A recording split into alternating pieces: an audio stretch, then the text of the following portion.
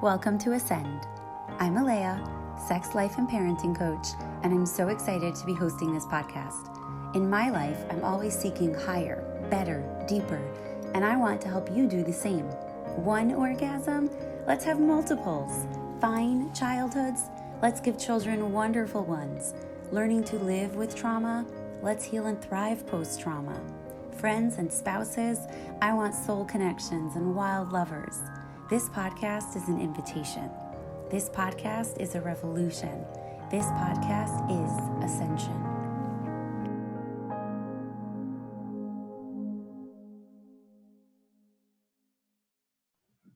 Hi, everyone, and welcome back to episode 3 of Ascend with Alaya. In our first 2 episodes, I explored feminine energy with a feminine goddess in my life, and then masculine energy with a masculine, I guess we can call him a masculine prince in my life. And in this episode, as you all know, I am also a sex coach. So sex is a topic that I really enjoy exploring and educating on. So for this episode, I wanted to explore how masculine and feminine energies interact or impact our sex lives. So to that end, I've brought on Eva Clay, who's a clinical psychotherapist and sexologist, aka sex therapist.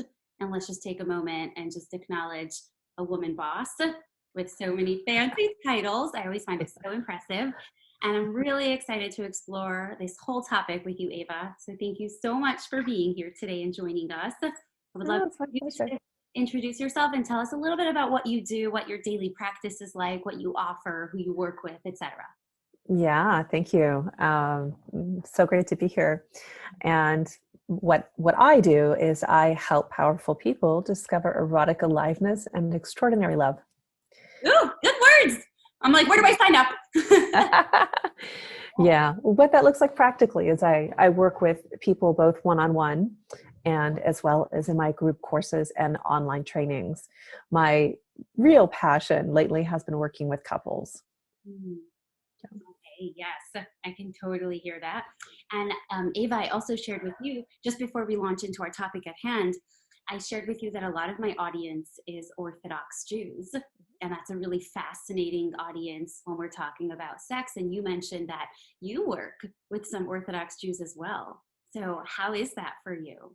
I do. Yes, it's wonderful. I feel really honored actually to be entrusted by a community that is Orthodox. And I love bridging cultures.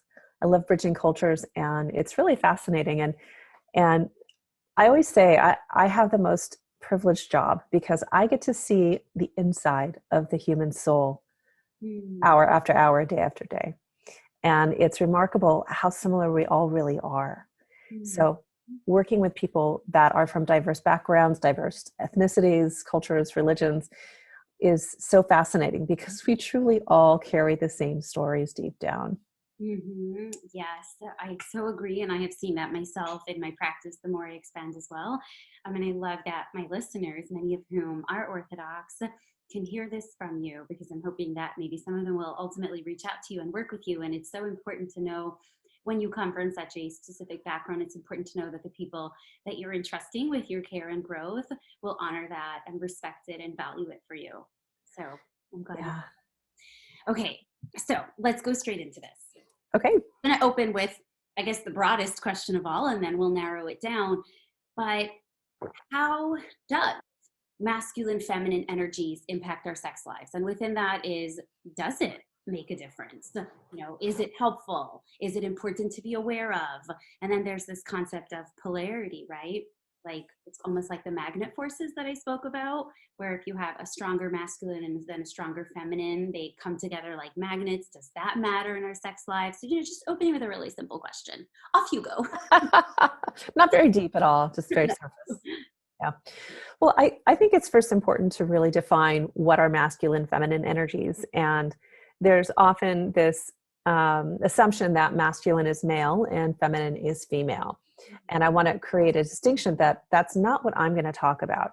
So although men might have more dominant masculine energy or a woman might have more dominant feminine energy, we all have both. And when it comes to really satisfying lovemaking, I'm a proponent of integrating both of these energies consciously and deliberately in your own body, in your own behavior, in your own awareness. And that's what creates this multi-dimensional, multi-layered dance. I love that you use the word dance, because that's come up in previous episodes. And it's like my favorite word to use with all this.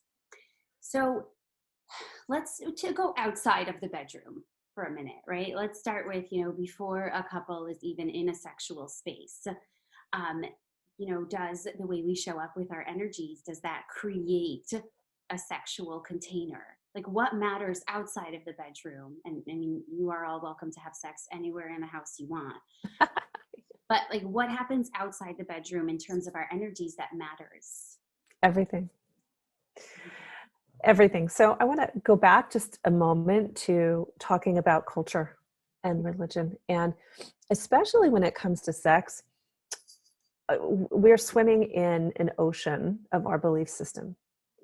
So if we're operating in a patriarchal system, let's say, like we all are, then it infuses us. It like seeps into our cells, and it informs all of our functioning, including our physiological functioning and our arousal. So know that you're swimming in an ocean of something. And the first step in becoming sexually conscious is understanding what that is. And I'll give you an example and then move on to your current question. If you're living in a patriarchal culture or a male-dominated culture, then the male or the masculine in your relationship will have the privilege over your body. So his orgasm matters more. His experience matters more. His initiation matters more. So like, just know that also informs the feminine body and how we prioritize our pleasure and how we surrender and how we embody ourselves as feminine creatures. And so moving into your question, I always like to say, if you're in a relationship, you are engaging in foreplay all the time, 24/7. Because especially in a woman's body, women pick up cues. We remember, we store things, we hold on to resentments, we have storage in our facilities. And so we tend to remember everything. And so something you might be mad at your husband about, your partner about from 6 years ago might still be coming up in the way that you relate in your lovemaking. And certainly what he did last week, or the fight you had this morning, or the falling out with your friend, like all of this accumulates into the female body, and it shows up as libido, or not shows up as libido. That's the problem. We're talking about that storage. I'm thinking that it also then works on the flip side, where what he doesn't do leaves your container maybe empty, leaves your storage facility empty, right? And so then when sex is like asked for or suggested, or some sort of initiation is made, you're like, no, I don't, there's nothing in this container for it. Like, I haven't connected with you all day. You haven't initiated any sort of, you haven't put anything into my container all day. So I'm not feeling it, right? There's like, I'm against it. And then there's just, I don't have anything to be for it. So I like that storage concept. Yeah, absolutely. Yeah. Yeah. And so then, like, jamming on this idea that we all carry masculine, feminine energies inside of us, let's just like very quickly define what are masculine and feminine energies and what does that look like? Because some of you might be listening going, well, what do you mean by energy? What is that? We did in past episodes, but I think everybody has their own explanation that resonates with different people. So go for it. Yeah. Yeah. The feminine principle being the receptive principle, essentially, the masculine being the penetrative, feminine being the sort of soft, nurturing qualities, the masculine being the assertive, protective, provisional quality. And so when we can tap into both of these energies inside of us, and we're at choice about what energy we deploy in any given moment, especially when we're making love, understand that whatever you offer your partner, they're going to polarize. So if what I'm offering my partner is a masculine penetration, in order for the harmony, for the dynamic to exist, he's going to have to go into feminine receptive. If I'm, vice versa, if I go feminine, he's going to move forward. So this is what I mean by this dance that we create. So one of, I think, the most important features in this masculine feminine paradigm that is the most important when it comes to lovemaking is about navigation, and that the masculine energy navigates. Mm. And there's not superiority in the masculine. That's what patriarchy gets wrong. But the masculine has the linear navigational quality. The feminine has the nonlinear undulation, surrendered, wandering quality. Mhm. And so when you lead and navigate in an encounter, know that you're putting your partner into that other pole. Mm. And vice versa. When you surrender and allow your partner to lead, you then become into the feminine energy, and the masculine will navigate. So now, important to note, to get familiar with what energies are you in preference of, like what feels really good in your body, and like what is your ratio of your default feminine masculine expression. So if you're listening to this and you're a woman, you might think like, well, I'm like 60-40, 60% love being in my feminine, 40. You might be higher. So I always, suggest to my clients, and I want to suggest to your listeners, to play with the opposite. Mm-hmm. So if you're like 90-10, 90 in your feminine, 10 in your masculine, experiment what that's like to be navigational in your life. Go to the grocery store, navigate. Go to, start directing things and leading things. And then that will also have a place to express then in your lovemaking. Mm-hmm. This is so beautiful. And as you're talking, I'm thinking about how fear would impact that. So I'm thinking, why would, let's say, a woman who in her core or in her ultimate desire, who wants to be in the feminine, in the receptive mode, why would she like jump into a masculine role? And I'm thinking that fear would play a big factor in it. Like if you're scared that if you sit back, nobody will take the reins. If you're scared that if you just go into receiving mode, nobody will go into giving and providing mode, and this is in life and then also in the bedroom, then you would constantly take charge in that sense. Like a woman, let's say, in the bedroom, in a lovemaking encounter, who maybe she secretly, just so much desires that her man should take charge and own her pleasure and tell her, here's what we're going to do. And we're going to spend 40 minutes just focusing on you. And you just lie back and sit there and enjoy it, right? Like a feminine would want to hear those words and know that the masculine is driving. And she's scared that if she just lies back, that won't be done, or her pleasure won't be, navigated by the masculine, then she would stay in her masculine out of fear. Do you see that a lot?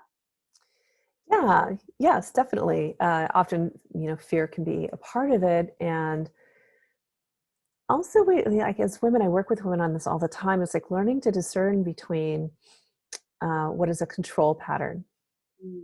that is preventing you from fully releasing and surrendering.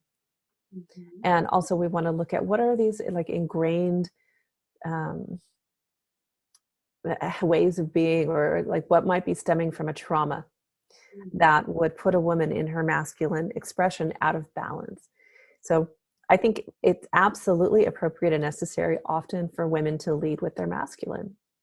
Mm-hmm. And it's something I believe in very strongly, that it's not a bad thing to express your masculine. But if it's out of balance, this Mm-hmm. is what we want to strive for, is like understanding the yin yang, the light and dark, so to speak, the balance of everything. And I find just anecdotally in my practice, and it could also be very biased about who I attract, but in my practice, most women come to me because they have trouble really accessing their feminine state of being, their feminine energy. And they very much long for that because they sense there's a deep knowing that there's real pleasure and grace and actually power there. Mm-hmm. And so yeah, I like what you bring forward about fear.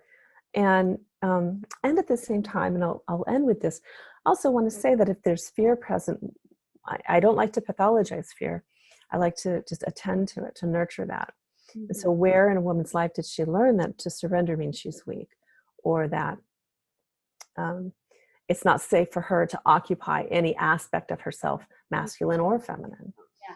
Or that if she surrenders, her needs won't be met. Mm-hmm.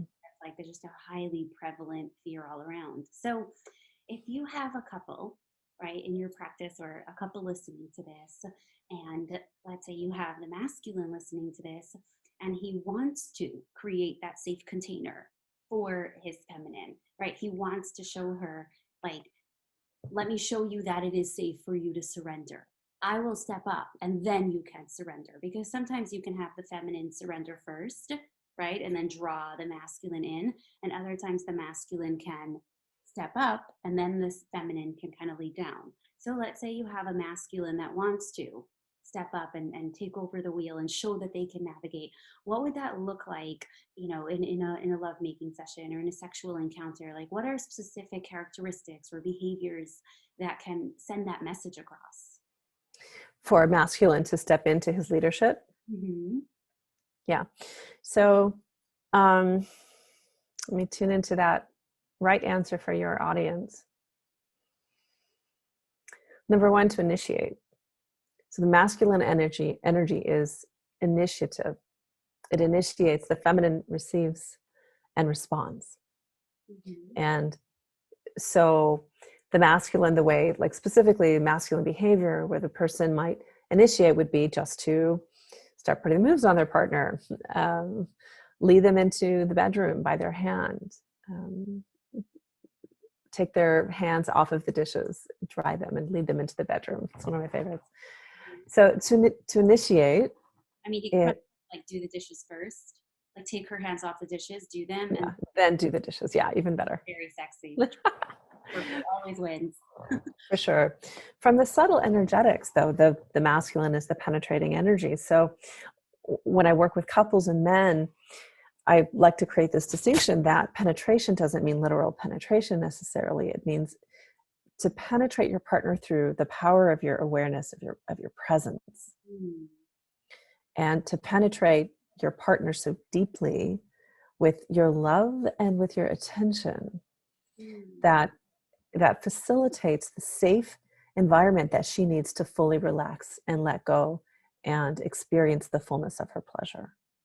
Wow, I could just me hearing those words, it feels so delicious to hear it. And I know everybody will feel the same way. Can you expand on that more? Say more about it, make it practical, because this is gold right here. Yeah. Well, the thing is, I also want to speak to the women here is that one of my early teachers would always say that the masculine is looking for a soft place to penetrate. The masculine looks for a soft place to put himself. And so for women, or the feminine, it's our exquisite opportunity to create that soft place for him. So what that means is to roll back on your criticism, roll back on your judgment, roll back on your complaining, your bitchiness, your hostility. And again, women tend to, it's a generalization here, but women tend to store resentments. We're really good at doing that. And so when there's all this resentment piling up into the body, it creates what we call a withhold. And it's a block. To me, the most common block to intimacy that I see in my practice are unspoken resentments, unhealed resentments. So for women, if you want to evoke your partner's masculine power and to be penetrated and to be in surrender and to let him lead and to enjoy that, his leadership, we have to create a soft place for him to be. We have to be teachable. We have to be receptive. And not always and not all the time. And I don't mean passive. I don't mean to be disempowered or a doormat. But like I'm saying, in these moments of lovemaking, understand that the way you're engaging with your partner is always evoking something. That's really powerful. Yes. So be mindful about what you want, first of all, and then position yourself to evoke it.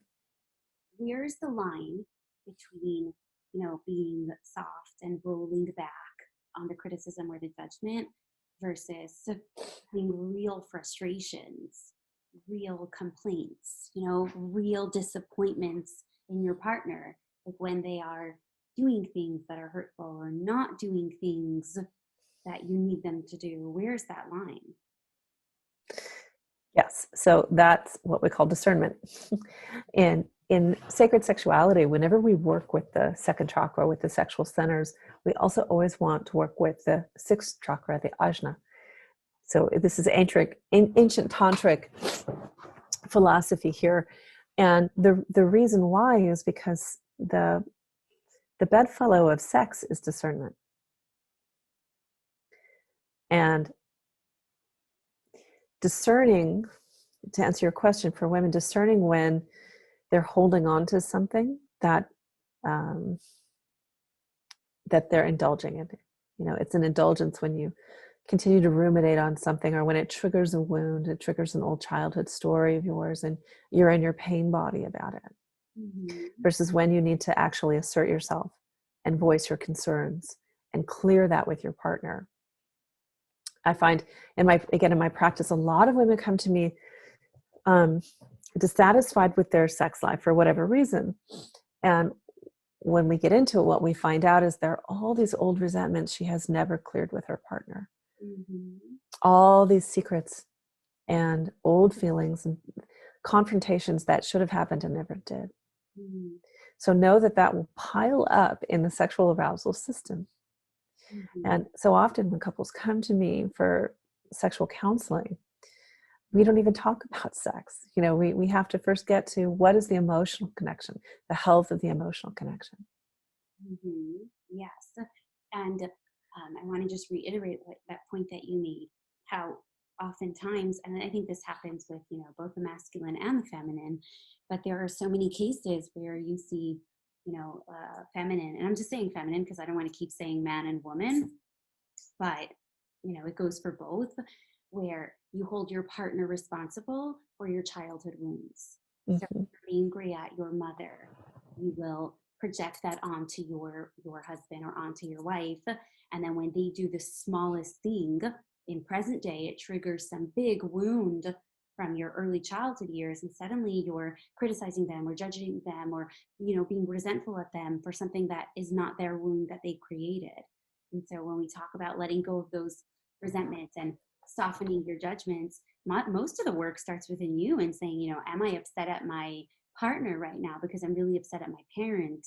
But it's easier for me to get upset at my partner because they're here and they're available, and adult me can yell at them. What really childhood me needed to go and resolve something with my parent, but my partner is an easy scapegoat. It's like, are you scapegoating your partner for old resentments? Or like you said, Eva, if there's a resentment from 4 years earlier in the relationship and you never spoke up then, but you're holding it against your partner now, so are they responsible for what they did 4 years ago? Yes, right? Like they are responsible. You have a valid frustration, but you never said it 4 years ago and you just let it build and build and build and build and build. Well, that's not really fair to project onto them 4 years of resentment.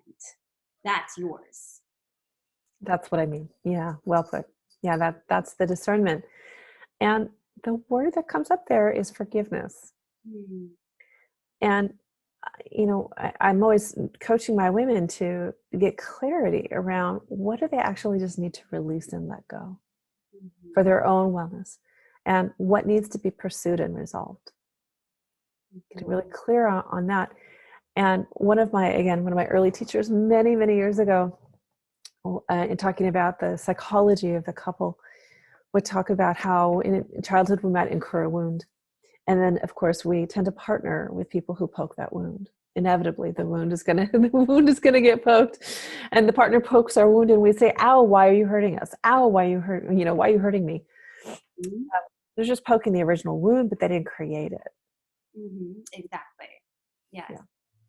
So, okay, so let's double back and move forward through this. So you're telling me some ways that a masculine shows up in a sexual encounter. So I would love some more examples, especially because I think that masculines listening to this are going to say, well, I do initiate. I do, and she shuts me down, right? It's like, I'm not initiating every single night, and then she has a headache, or she's tired, or she doesn't want to, or she makes an excuse. Like, I feel like the masculines listening to this are going to be like, give us a little bit more. We need a little bit more. We need something that will work. I got more for you. It's funny. Yeah, I encounter this all the time. Men will say to me, I initiate, she turns me down every time, so I quit initiating. I quit even trying because I keep getting shot down. And I want to say to that, men, it's not that she's rejecting you, she's rejecting your offer. Ooh, wow. I just got chills when you said that. You out. Yes. Mhm. So we look at, how are you approaching her? Are Mm. you approaching her how she wants to be approached and when she wants to be approached? So this is everything for women. So remember that men are spontaneous in their sexual arousal system, where women are responsive in our sexual arousal system. Mm. And the way that we're innervated from the genitals to the brain is so different. Men have a very clear channel, and that signal travels super quickly, like speed of light. So their sexual system might get turned on, and now they want sex and they're reaching out, or it might be more spontaneous. Whereas women, we take a really long time to even get that sexual arousal system going. So um, I say to the men, don't approach your woman the way you want to be approached, because it's a different system you're working with. And so this in part creates the frame that we're operating in. So men and women couples both will come to me and say, something's wrong. She's not firing up. There's something wrong with her. Her hormones are off. She doesn't love me anymore. When actually what is going on is that her innate feminine system is not being honored and approached in the way that she needs it to be. There's nothing wrong with her. She's not broken. It's just that we need to figure out the system, toggle the system between the two of you. And so that's the most common thing that I say to masculines is, how are you approaching her? And when are you approaching her? Timing is everything for women. If we have something else on our mind, we're caring for the children, we're studying, cleaning up, or whatever, you got to pay attention to, like, when is it that we can set down what we're doing and be receptive to your offer?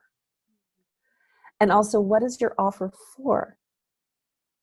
One of my mentors, Esther Perel, talks about, yeah, she's so great. I got to study with her like 20 years ago. It was so great. Esther Perel is your mentor. Yeah. Oh my God, I feel like I'm like one step away from royalty. That's funny. Okay. Now I lost my train of thought. So what she says, she says that it's not that women lose their desire for sex. They lose their desire for the sex they believe is available to them. Wow. So men, masculines, what are you offering your woman? Mm-hmm. Are you offering her a 5-star gourmet, nutrient-dense meal in your lovemaking? That's what we want. that's what she wants. And what is gourmet to her, what nourishes her, it makes it worth it for her to set aside what she's doing and give you her body, which is a huge honor. So that all of that, I just want you to know, if like you're in that situation, it's totally figure outable. I mean, just from what you said, I feel like so many couples can take this and like just transform their sex life just from this. That's so beautiful. And it's like, if are a vegan and somebody offers you the most amazing steak in the world, you're not going to want it, even if it looks and smells amazing. It's just not for you, right? And so when a masculine offers masculine appealing sex, the feminine is not going to be interested, not because they don't like the man or the partner, but because they don't want masculine sex. I don't want your steak. No, no. I mean, they might want your sausage, but they don't want your steak. Wow. So there's, what are you offering? When are you offering it? And are you offering something that is tempting to her? Those Yeah. are powerful. And, for couples hearing this, I think something so important for masculines to hear is masculine nature, and correct me if I'm wrong on this, the masculine nature is to, create and provide and do it successfully and set a goal and do it all by themselves, right? That's very like fulfilling for the masculine. And so then they are resistant or hesitant to asking their partner, what would that look like for you? What would be delicious for you? What would you like? When would you like it? Because the masculine energy tells them you have to figure this out for yourself, or you're not like, strong enough or capable enough or intuitive enough or a good enough partner. And I just really want to encourage all of you listening, all of you masculines, that asking your feminine what she would like or when she would like it is actually the most masculine thing. The initiative is in the ask. You don't have to ask yourself the question and come up with the answer in order to be a super macho man. Asking her is the most beautiful thing, because she wants you to create that container where she can tell you. That is so meaningful for her. She probably knows what she wants, or has some feelings, or would like to have a space to explore it. And your job is to create that, your privilege, like you said, right? A woman giving you her body as a gift is to create that container for her to do so. Yeah. Bravo. Okay, so wow, this was so powerful. So let's flip now to the feminine. How does a feminine energy show up in a sexual encounter? How can a feminine invite in, how can a feminine be that receptive container, that sensual flow for her partner? Yeah. So, we've used this word receptive many times in our conversation, and that is a primary assumption about the feminine. But the feminine also radiates. She's radiant in her pleasure body. And I could, add a lot of flowery words onto this. I mean, it's really fun and poetic to do that. But most women kind of wonder, well, how do I do that? And what I have found in 20 plus years of doing this is, like, for women, if you can focus on your pleasure, like literally as simple as that, if you can just focus on what you are experiencing, and know that the more you focus on a sensation or something that is pleasureful, the more pleasureful it becomes, because of the neural pathway and the mind-body connection, because of the interoception. So you focusing on your sensations and prioritizing your pleasure runs pleasure through the body, which is incredibly arousing and attractive to the masculine. Mm-hmm. So you become an irresistible force to him when you are simply anchored in the awareness of your own pleasure body. And when you can embody the energy of love, like, as cliche as that sounds, but to open your heart and sort of bathe your partner in the light of your love, is a beautiful classical feminine expression. And it doesn't mean all of the kind of stereotypical assumptions we have about feminine energy. Like, you don't have to wear a dress and put on lipstick and lingerie and stripper heels or whatever that, the culture of the feminine is. It's really more of an energy. It's the light of love. It's the light of shining your unconditional light of love onto your partner. And for men, masculines, they very much receive this as approval. So if you can utilize your spiritual tools to get yourself into a state of approval when you're lovemaking with your partner, you will be amazed at what changes in him. Wow, it's like when a feminine this feels so good too. The masculine hears it. You are making you feel so good. And for the masculine, that is the ultimate filling of the cup. Because that's what they ultimately want, is not just for us to feel good, but for them to know that they're the ones that made us feel good. There's like nothing more affirming and validating and building up for a masculine. So it's almost counterintuitive to tell a woman that, the most sexy thing you can do for your partner is to feel pleasure. Because, like you said at the start, this patriarchal society that we've been raised in has been miseducating us that it's all that male pleasure is the priority, and that creating male pleasure is what they want, when really it's being the receptors, right, and acknowledging that they are pleasuring us, right, us allowing ourselves to receive pleasure. That is the ultimate gift, really. Yes. All, and it's not all we have to do is just lay there and feel good, although that's beautiful as well. But that is giving to them. That is giving them pleasure. Absolutely. And, thanks for bringing the patriarchy into the conversation, because, that's really what we have to combat, is that as women, as feminines, that our pleasure isn't important, or it's not powerful. that it's not impactful, when it is so important. And not just for your own self-indulgence, but it's important for the ecology, for the ecosystem of the relationship and of the family and of the village and of the world, at every sphere of influence. Your feminine pleasure is like makes the world go round. Literally. When a woman experiences pleasure, because that is our right, women, feminine, our energy is creation, right? So we are given something, and with it we create. I mean, that's child, right? Children. We are given something, and with it we create. That is our core strength. So if we are given pleasure, with it we create. So we create. So when we say it like sustains the family unit, yes. When we are given pleasure, then we create pleasure for everyone around us, for our immediate family, for our social circle, for the world at large.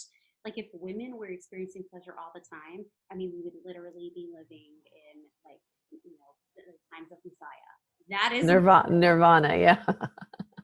Yeah, which is, it's so powerful to think of, and for the women listening to this, for the feminine listening to this, you still have a responsibility to tell your partner what feels good.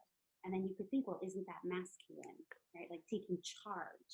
And I just lay there and let him take charge. No, feminine energy, like you said, Eva, is not passive. We are still actively involved. So when we tell them, this feels good to me, I'd love if we did this, that's not us being in our masculine, that's actually us being in our feminine, right? Where we are allowing in our pleasure, we are owning our pleasure, we are receiving our pleasure, we are inviting it in. So yes, speak up. So either say, I want you to do this, or say, when you do that, I love it. Like when, men are constantly like, just tell me what you like. What do you like? What do you like? What do you want? What do you want? And for so many women, they're so embarrassed to answer, or shy, or inhibited, or they feel like it will make them sound, right? They feel like it will make them sound, I don't know, gaudy or dirty or intense or too much. No, actually, there's a way to do that through your feminine, right? Tap into your pleasure and express it. Express pleasure desires. Yeah. How? You want to tell us how can a woman make a request? Now I'm interviewing you. How can a woman make a request from her feminine? So I think that so many women secretly have some sort of sexual desire or some sort of fantasy. And, when we say the word fantasy, we've been so trained to think of like fantasies equating something dirty or extreme or like out there sexually. Sometimes a fantasy can be as gentle and as simple and as soft as, I want you to, lightly stroke every part of my body before you get to my vulva area, right? Sometimes it's as soft as that. And I think that so many women have convinced themselves that they don't have any fantasies, either because they are almost shy within themselves from their own, from their own sexual desires, or because, they think of fantasies and they think of being tied up and space or something. Like, I don't have that. But a fantasy really is just a sexual desire that you have. And I really truly believe that we all have in us. So the first thing is to allow yourself to admit, allow yourself to hear your own desires. And the next is to find a way that you are comfortable expressing that to your partner. If you need to turn the lights off and go under the blankets and whisper, do it. However you need to get the message across, get the message across. Or you can start on the flip side by letting tell your partner, say, you do whatever you want and I'll tell you what feels good. Sometimes people have an easier time kind of like, yes, no, versus offering information. So have them just experiment. And then when it feels good, say yes, that, yes, more, yes, please, no, stop. Yeah. Two suggestions that I would give for that. Yeah, great. I'm a big fan of women using the phrase, I would love it if. Mm-hmm. And remember, the light of your love manifests as approval. So beware, if you're a feminine, you're listening to this, beware of any habit you might have to complain inside of your request. Now, what that looks like is, I don't like that. You're going too slow. Will you go faster? you'll find that a complaint is actually completely unnecessary. As again, Esther Perel, I'm going to quote her. She says, turn your complaints into a request. So if he's going too fast, you want him to slow down. You don't need to tell him you're going too fast. All you need to say is, I would love it if you could slower, please. And you all hear how Ava's voice changed. Approving. And not just approving, but it's soft. Soft. And it was instant. You went from an educating voice straight into your feminine voice. And that's what's important. It's the words that you say, tone and the body, and the tone and body language that you're going to lean into is going to stem from the energy that you are in when you are communicating. So before you even say it, go into your yourself. What would feel good to me? What would I love? Get into that energetic space and then express it. And once you're in that energetic space, there's no way for it to come out, critical or judgmental, because the two just don't match. So that was beautiful to hear. So let's go through some blockages. I would love to present that. What are some inhibitors for each of the energies? What would, turn off a feminine energy, or what would turn off a masculine energy? Anything that would impact a couple's sex life or their sexual dance or, a lovemaking session, etc. So, the thing is, masculine or feminine energy never turns off. It would just shift. So remember, in keeping with this paradigm of polarity, we are always in some dance of embodying these energies. That's why it's so important to have a really deep and thorough understanding of what the energies are and how they're different and how they work.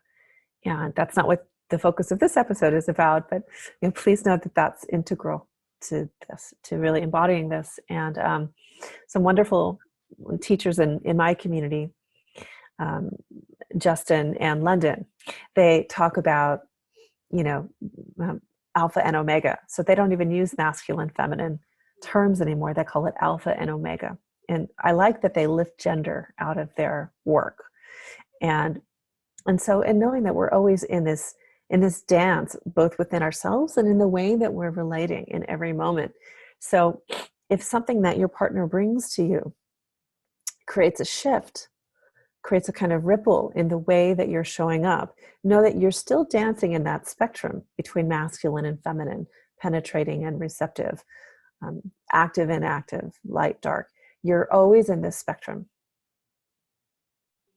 And so you might mean that if something happens and your feminine energy shuts down, or you close, or there's a contraction,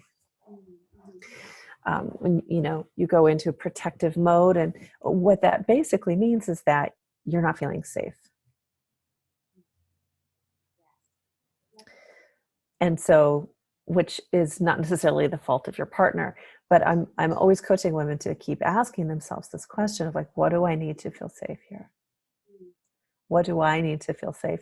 Safe enough to fully relax and enjoy myself. Safe enough to fully experience and express my pleasure.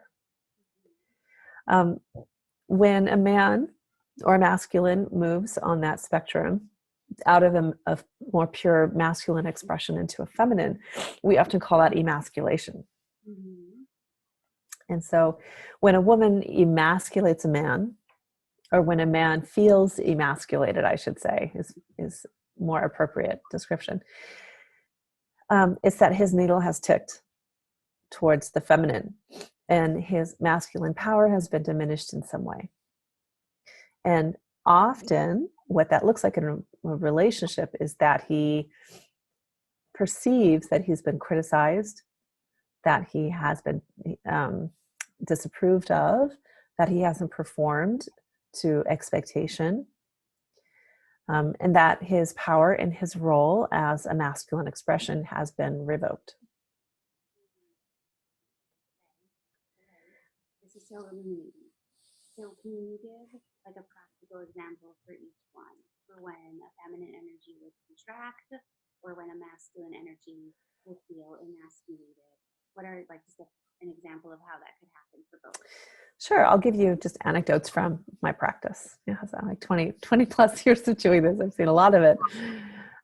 So what I hear is that when a man feels emasculated is when in some way he has been deemed incompetent. So let's say you're driving in the car, he's trying to navigate to some place and he gets lost and he can't figure it out. And the woman takes over, give me the, we don't have maps anymore, but like takes over on her phone, takes over on the GPS and gets them to the destination, and she's hostile about it. So he's just been named incompetent. And incompetent is something the masculine usually tends to really value, is navigation. Literally and figuratively. Yes. And then another example I'll give sexually, where men complain about feeling emasculated, is when a woman becomes critical. Let's say he's doing something, they're in foreplay, they're in some engagement of sexual arousal, and she complains about it. Stop doing that. Why do you do that? I don't like that. I told you I didn't like that. And a lot of women don't really understand how deeply this impacts a man, especially when it comes to his sexual performance. But there's a real importance in our culture for men around their sexual performance. And we know this on some level as women because we tiptoe around it. We fake it, we bow to it, we walk on eggshells with our men. But it's true that there's a real vulnerability. And so men will tell me that they feel emasculated in that situation. And that's why, for women, important to understand, you don't need to complain, just give him their ask, make your request. Now for women, when we contract, we don't feel safe, is usually when, here's a common example, when a man is not leading, when the masculine is not leading in the relationship, when he is inert, unconscious, unaware, not present, when he's numb, he's sitting in front of the television, he's playing video games, he's watching TV, he's absorbed, addicted to his phone. This is when, again, in my practice, I hear a lot of women contract away and divert their attention. They absorb into the children. They start developing, attractions to other men, or having flirtations, or, any way that they exit the relationship because they're not feeling the structure and containment and leadership of their masculine. Yeah. And lastly, when he's not attuned to her, women will say this, like when in their lovemaking, if he's rough, he's too fast, he's aggressive, he's not sensitive, he doesn't feel her, like he doesn't get her, often is a source of contraction for a woman. Yeah, I can definitely attest to that from my far less than 20 years of experience. But I have had countless sessions with clients around these exact things. When people, your sex drive has come into what's happening for the past 5 months in your relationship. You really have to start to realize together. And I would add one more inhibitor is that when the masculine initiates and he is repeatedly shut down, even if, right, like I love how you said so beautifully, she's not rejecting you, she's rejecting your offer. But if that's not explicitly stated, or if the feminine doesn't return back with, here's what I would love, here's the offer that I would love, if all he's receiving is shut down to his initiation, like the masculine will stop initiating. They will take it personally. They will just feel disappointed and hurt and frustrated, and that will also cause some cracks in the dance that's going on there. And I understand, and I hear this from women a lot. We just are so tired. We just are so tired. You know, and I really want to validate that. You are so tired, right? And it's about, is your sex life enough of a priority that you are going to put exhaustion on the table as a factor, as a problem, and work together as a team to solve it? Because it doesn't mean that you have to deny your exhaustion. It's something to say, you know, honey, I'm so exhausted lately, and I know that I'm turning you down so much, and I am so exhausted, but I don't want to be turning you down so much. I want us to have this beautiful part of our relationship. Let's brainstorm together, right? So it's not that you're denying your exhaustion. It's not that you're martyring yourself because gotta give him sex, right? We don't do that. We do not do that anymore. But it is that I desire this, and this is happening for me. Let's brainstorm around it. It's so important. Yeah. So I wanted to ask you about what happens when you have two masculine energies or two feminine energies, you know, and I'm asking in the context of either same-sex relationships, right, where you do have two men or two women, or even if you have non-binaries. So in that context, how does this play into it? Or even if you have, you know, a same-sex relationship where they're both playing in their masculine, like, can that be something beautiful? Or in any relationship, no matter the gender, if they're always going to be polarity somehow? I'd love to hear your take on That that. Oh. Have I answered the question? you have. There's always going to be polarity somehow, and it's just simple division of labor. I mean, one of you will be putting the children to sleep, and the other one will be cleaning up the living room, and one will be the breadwinner out working, the other will be taking care of the home. The gender doesn't matter. So, and one thing that you said I want to really address, I think it's important, is that we get into trouble. We get ourselves into trouble when we start assuming that someone is like living out of their masculine or living out of their feminine only. We're all always in a balance. And so this is why I don't even really like to call people amasculine or afeminine. And it just reinforces these polarized roles as if you're living from a feminine life. Sometimes you are operating from the feminine, other times you're operating from your masculine. So let's look at it it's a lot more complicated, but I think it's a lot closer to the truth. And I guarantee that there are times in your life when you're operating from your masculine, when the feminine would be a better tool for you. Right? Or when your feminine would yield the results you really want, and vice versa.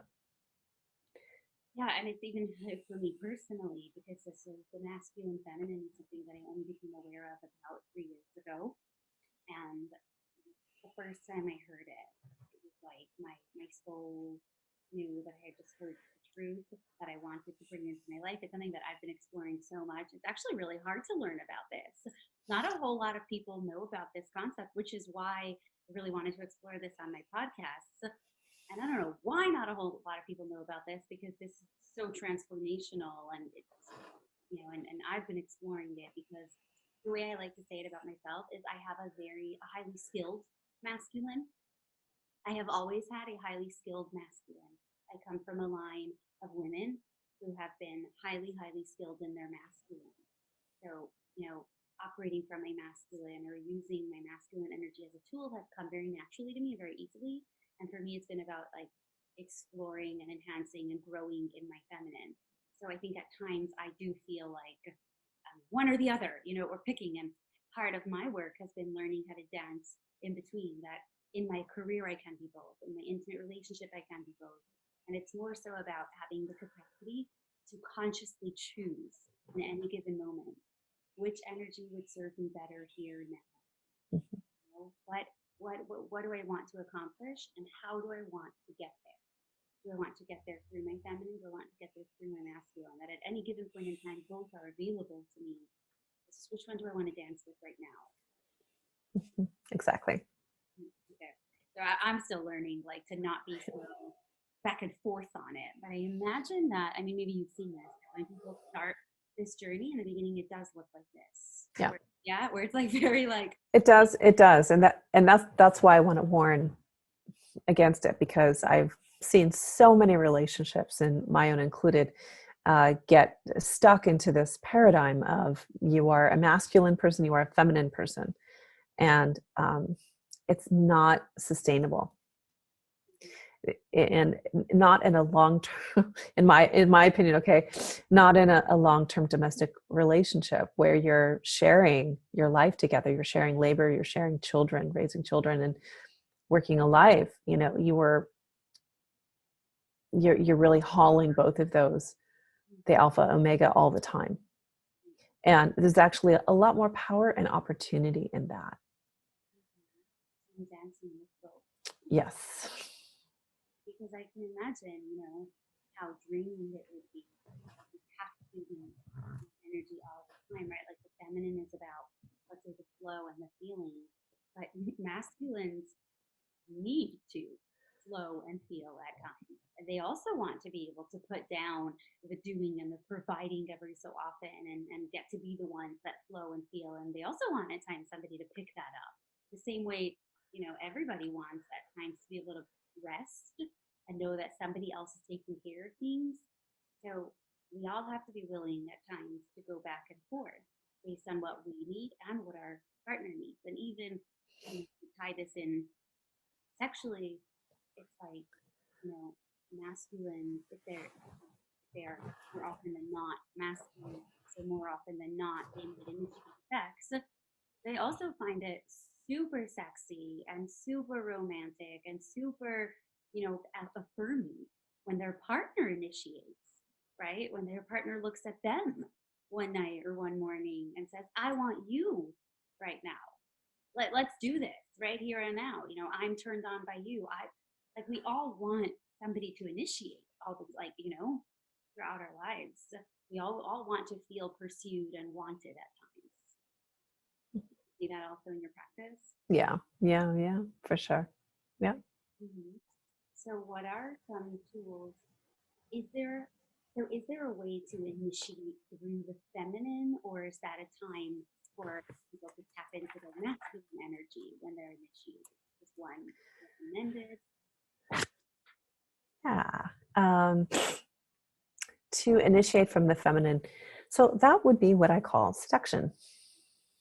Oh. Ooh. Yes. Okay. I like that.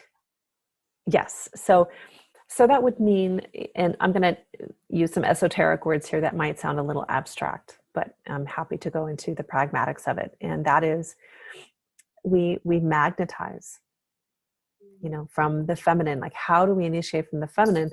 The feminine doesn't initiate. The feminine magnetizes.